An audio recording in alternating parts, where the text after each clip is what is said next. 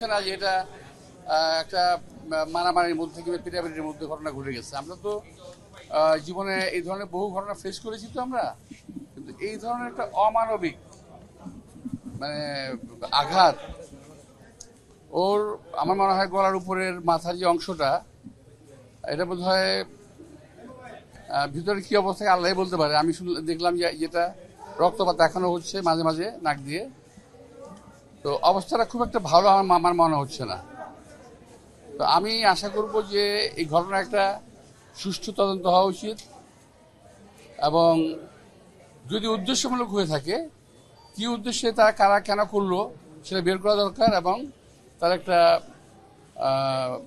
বিচার একটা হওয়া দরকার যদি উদ্দেশ্যমূলক হয়ে থাকে। তবে মারের যে ধরন, যে প্রকৃতি দেখলাম, এটা আমার মনে হয় না যে এটা খামাখাই হয়ে গেছে। এটা একেবারেই উদ্দেশ্যমূলক ছিল। যাই হোক, যেটা হয়েছে এখন আমরা কিছু করতে পারবো না। আমি শুনলাম সরকার সদয় হয়েছে, বলেছি যে তাকে বিদেশে পাঠাবে। তো বিদেশে পাঠানো যে কথাটা শুনলাম খুব ভালো লাগলো, কিন্তু এখনো পাঠানো হয়নি, এটা আমার কাছে ভালো লাগলো না। এখন আমি জানলাম বললো যে আজকে এবং গতকাল এবং আজকে বন্ধের দিন ছিল। এই ধরনের একটা ঘটনায় বিশেষ ব্যবস্থায় তাকে বিদেশে পাঠানোর একটা প্রক্রিয়া করা উচিত ছিল, বিশেষ ব্যবস্থায়। এটা হলো এক নাম্বার। আর সেকেন্ড হলো, যেখানে পাঠাবে বিদেশে পাঠিয়ে দিলাম, সব কিছু শেষ হয়ে গেল, এটা কিন্তু বিষয় না।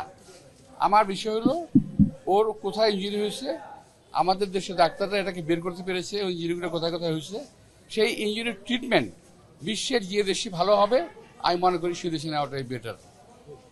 ইতিপূর্বে আমাদের এক সময়ে রাশেদ খান মেনন, আসম আব্দুর রব, তাদেরকে বিদেশে পাঠানো হয়েছিল প্রক্রিয়া অনুযায়ী, এবং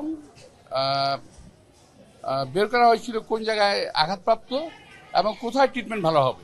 বিদেশে পাঠিয়ে দিলাম কোথাও এক জায়গায়, তাহলে কিন্তু হবে না। যদি উদ্দেশ্য থাকে ভালো করার, তাহলে যেখানে ট্রিটমেন্ট করলে ভালো হবে সেখানে তাকে ট্রিটমেন্ট করতে দেওয়া উচিত। বিশ্বের অনেক ভালো ভালো জায়গা আছে। আমি যেটা আমার সাধারণ জ্ঞান, এই বয়স পর্যন্ত যেটা দেখেছি, আমি এই বয়সে এই ট্রিটমেন্টটা খুব প্রপারলি হবে যদি পশ্চাত্যের কোনো দেশে করা হয়। বিশেষ করে এই ট্রিটমেন্টটা আমি এটা আমাকে আবার কি ভুল বুঝবেন না, আমি যতটুকু আমার জ্ঞান আছে তাতে বলছি, এই ট্রিটমেন্টটা সবচেয়ে বেস্ট হবে যদি জার্মানিতে পাঠানো হয়। ওই সিঙ্গাপুর, ব্যাংকক, এই সমস্ত ট্রিটমেন্ট আমি মনে করছি না খুব একটা ভালো হবে। বিকজ আমি সিঙ্গাপুরের পেশেন্ট, সিঙ্গাপুরে আমি ট্রিটমেন্ট করি, ব্যাংককে আমি ট্রিটমেন্ট করি, দেখেছি আমি। তো যাই হোক, সরকার ভালো বুঝবে।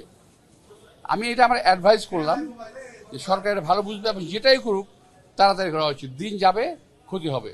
ও যে পরিমাণ অ্যান্টিবায়োটিক পাচ্ছে এখন, এই অ্যান্টিবায়োটিক তার শরীরে বেশি দিন নিতে পারবে না। এটা আমার সামনে ডাক্তাররা আছে, আমি তো খারাপ করেছি, তারা কথা বলেছে। তো আমি ডাক্তারি কোনো প্রেসক্রিপশন দিতে চাই না। আমি চাই ভালো হোক, আল্লাহ তাকে সুস্থ করে তুলুন, এবং দেশের কাজে লাগবে। আমাদের দেশের জন্য অনেক কাজ সে করেছে। তো ও আবার আমাদের মাঝে সুন্দরভাবে ফিরত আসুক।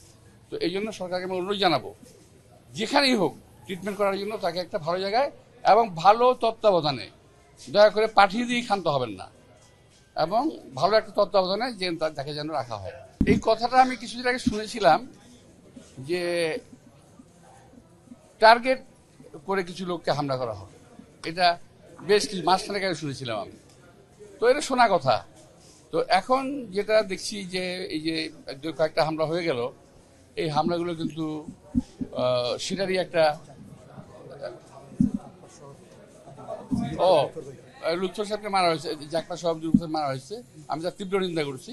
কিন্তু এই হামলাগুলো সরকারকে এখন দেখা দরকার কোত্থেকে হচ্ছে। যদি না হয় আমরা বুঝবো যে সরকার বোধহয় ধরে রাখতে পারছে না, তাদের কমান্ড ধরে রাখতে পারছে না। বিভিন্ন ভাঙচুর হয়েছে, মাজার মাজার, তারপর খানকা, এগুলো সব ভাঙাচুরি করা হয়েছে। এগুলো আসলে বিচ্ছিন্ন কিছু না। নির্বাচনটা সামনে রেখে এই ধরনের আরো অনেক কিছু সামনে আপনারা দেখতে পাবেন, যাতে নির্বাচনটা না হয়। একটা শ্রেণীর লোক চাচ্ছে যাতে নির্বাচন না হয়। এবং আপনারা খেয়াল রাখবেন, সাংবাদিক থেকে আমি দেখবো, আমি সোশ্যাল মিডিয়ায় কালকে বিশ্বের একজন পরাক্রমশালী নেতার মুখের বক্তব্য শুনেছি। তাতে আমার মনে হচ্ছে না যে আমার মনে হচ্ছে না এই দেশে একটা স্বাভাবিক প্রক্রিয়া আমরা যাচ্ছি, একটা অস্বাভাবিক প্রক্রিয়ায় দেশটা এগিয়ে যাচ্ছে।